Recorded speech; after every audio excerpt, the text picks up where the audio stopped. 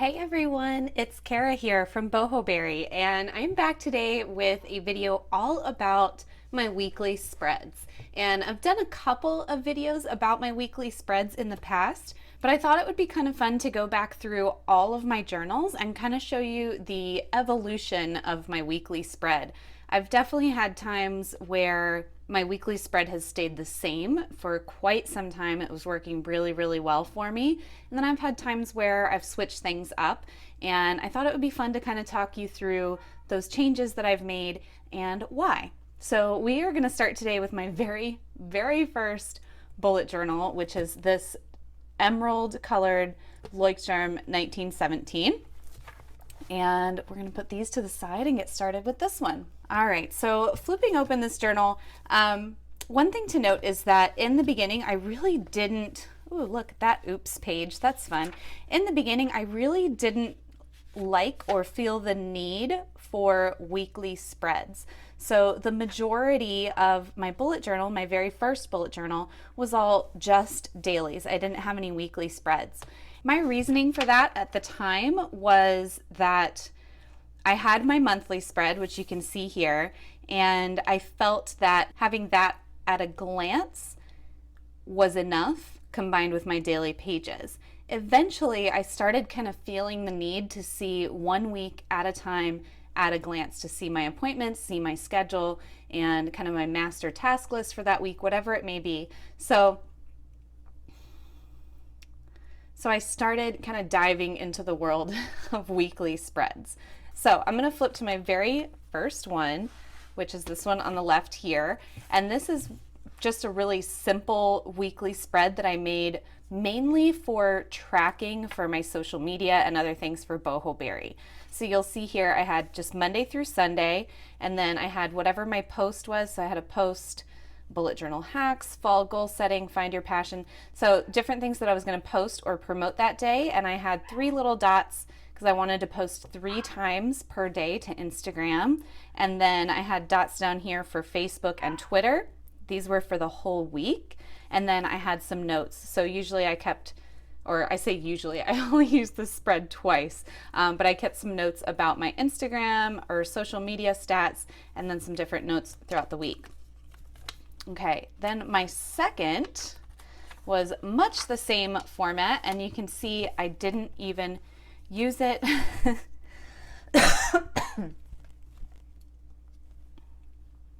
Obviously, I set it up, I put in my stats, I did my little tiny task list for the week, but then I never marked things off. And this has been a continuous problem for me with weekly spreads, is I have a really hard time remembering to turn back to that spread and mark things off as they get completed.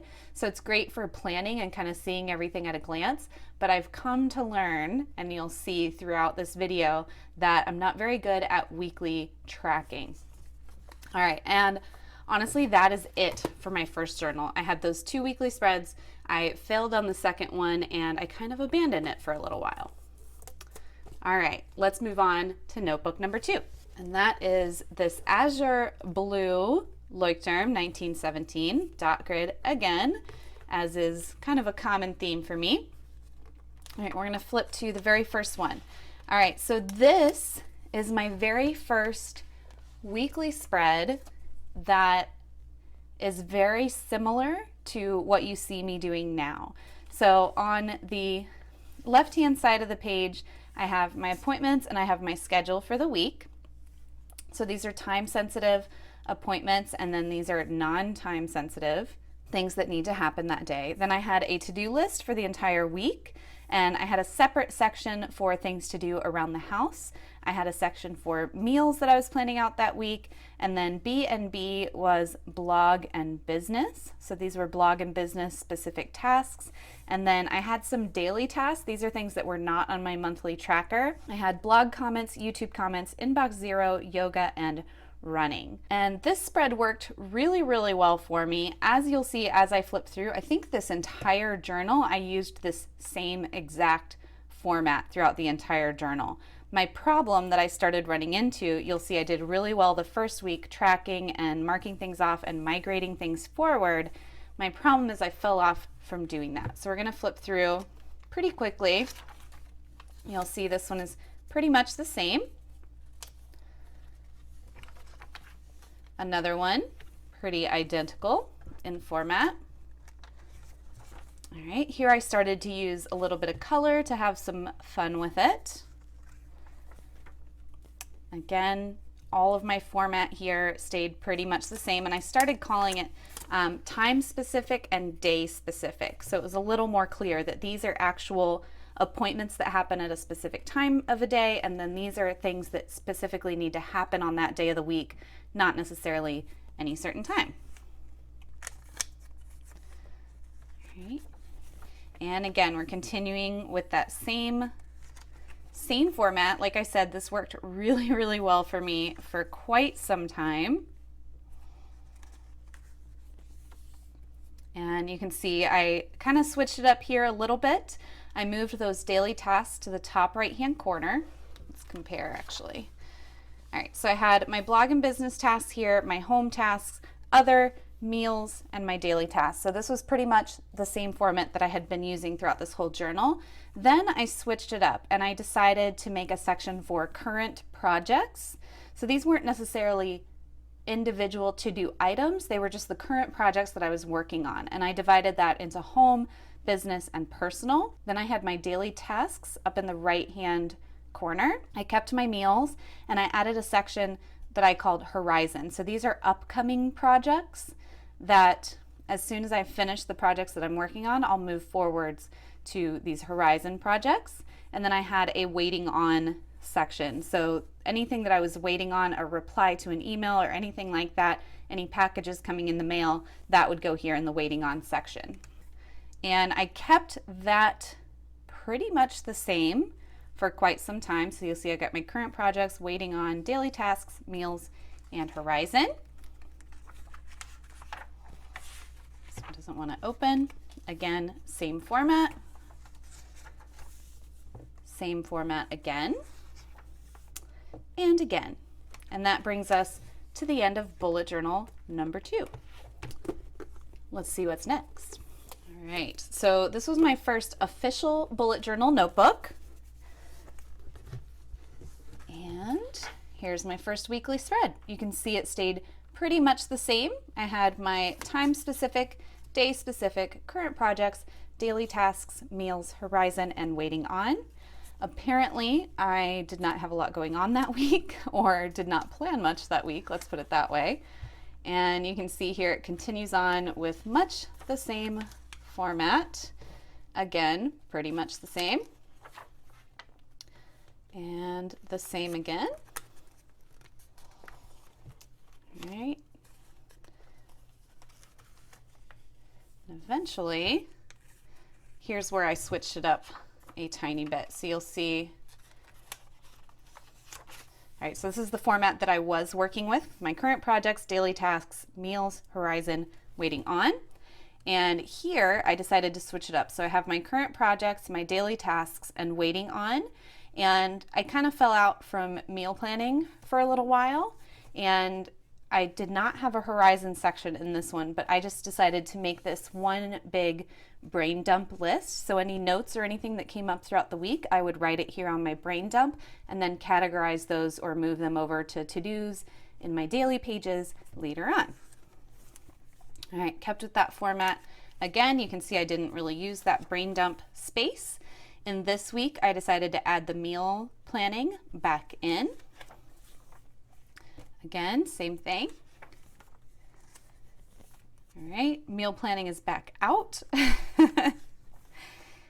And with this one, there's no meal planning, but I added the Horizon section back in. And this is what's great about the bullet journal system, y'all, is whatever you need it to be that week, that's what you can add in. And that's one of the things I really love about the format of my weekly spread, is that I'm able to just include whatever sections I actually feel like I'm going to need that week. So here we have no meal planning, but we have the waiting on, Horizon, and brain dump sections. And same thing here. And looks like stayed pretty much the same there as well. And here you can tell I was starting to get a little bored. I decided to do squares up top instead of circles. All right, let's stays pretty much the same. And same again, and I think we're pretty much to the end. Yep, same again, and that's the end of that journal. All right, now we're going to move into my most recent journal that I just finished up. This was my second official bullet journal notebook in the emerald color. And we're going to open up to the first weekly spread. Now on this one, you'll notice this little graph here. This is when I started tracking my self-care. So I created a little graph for myself. I actually have a video about this here on my channel if you want to check it out. But I was tracking my self-care each week, and I still had my waiting on section, my horizon, and then instead of meals or my brain dump, I decided to add a top 3. So I pull out my top 3 things that needed to get done that week and write those in there. All right, let's see here. This stayed pretty much the same. You see my self-care, my top 3. It's so funny looking back at these when I see my different weeks. Some of them are packed, some of them are very sparse. It just depends on what I had going on in my life at that point and how much time I had to plan as well.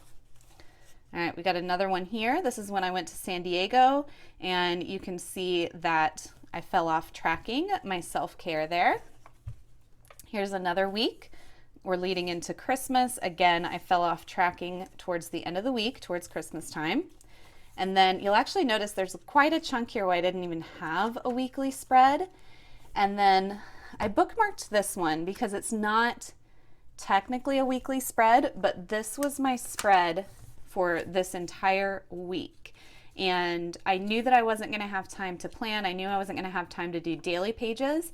So I just really just made a running list for that week. So anytime I needed to know what needed to get done, I just turned to this page and I completed tasks and marked them off. All right, we've got another weekly spread here. There's my self-care tracker that I didn't even start to fill out. All right, we've got another one here. And this is when let's see. Yes, this is when I got rid of my self-care tracker on my weekly. I realized again that I'm not very good at tracking on my weekly spreads and marking things off on my weekly spreads. So I took it out of my weekly and I added it to my monthly tracker down here at the bottom. So I knew that's something that I visited every day and something that I would complete. So I tracked it down there. So down here we kept the main current projects section, the horizon section. I decided to have a section for notes, which obviously I didn't end up using that week. And then I couldn't figure out what to put in the bottom, so I just added a mantra down at the bottom of that weekly. All right, on this one, I went back to doing my top 3, my horizon again, and my notes. All right, and this one's quite a bit different. So I have my current projects, notes, and horizon, and then I went back to doing weekly tasks. So these were weekly tasks that needed to get done, not necessarily on a specific day of the week, but just a list that I could pull from throughout the week to put onto my daily pages and things to get done. All right, this stayed pretty much the same. I decided to do meals again that week. Same here. Got my current projects, meals, tasks, and horizon. All right, stayed the same here, except if you notice in my current projects, before I was splitting it up by business, personal, and home. So I had business tasks, personal tasks just for me, and then home, things around the house that needed to get done. And that's how I was dividing it up for pretty much the whole time. Now I'm doing blog, YouTube, Etsy, and personal. So I have my business tasks kind of split into the 3 aspects of my business, and then I have my personal. So these could be personal or home tasks or projects, let's put it that way. Stuck with that format again and again, and that brings us to the end of that journal. All right, and last but not least, we have my current bullet journal. And we're going to open up to, this is the very first weekly spread. You can see I'm keeping things exactly the same as I had them in my old notebook. They stay the same here and here. Obviously just switching up my color scheme a little bit from time to time. And this brings us to my current week. And you will notice a big big change here this week. And I've basically done away with the entire right-hand side of my weekly page. So instead of having my current projects broken down, tasks to do this week, and horizon, I actually have just one small to-do list of things that really need to get done this week. And then I have a small section for horizon. So those are upcoming projects that I'm going to tackle once these are finished. And the left side has stayed the same. I have my appointments, so these are at specific times of the day, and then my schedule for things that need to happen on a specific day of the week. And then I decided to add my gym schedule as a little bar here on the right-hand side. And moving forward, I will absolutely keep experimenting and keep playing around with different weekly spreads. One thing I love about the bullet journal is how flexible it is to your individual needs. So you'll notice that there were times when I didn't change it much at all from week to week, and there were other times where it was a complete overhaul. And I love that about the bullet journal system, that that's completely okay and completely up to you, and you can make each week completely work for you. All right, y'all, so that is it for today. Also, one last thing before I let you go. In my video earlier this week on Monday about this botanical line drawing book by Peggy Dean, I mentioned that I have this additional copy that I'm going to be giving away. So this morning, I randomly drew one name from my subscriber list, and that is Laura Myers. So Laura Myers, definitely keep an eye out for a message from me. I'm going to be messaging you to get in touch and get your mailing address and get this beautiful, gorgeous book sent your way. So I just want to say thank you to everyone for being subscribed to my channel. I'm hoping to do way more giveaways on here soon, so stay tuned for that, and I will look forward to seeing you all next week. Bye!